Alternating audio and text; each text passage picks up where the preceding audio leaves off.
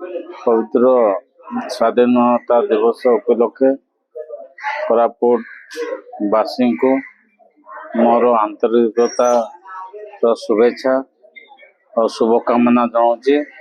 समस्ते हर घर तिरंगा जो कार्यक्रम अच्छे आमर भारतीय जनता पार्टी निश्चित भाव में समस्ते पालन करेंगे एवं देशव्यापी जो कार्यक्रम हम से समस्ते हर घर जो तिरंगा कार्यक्रम रे समस्ते जड़ित हे।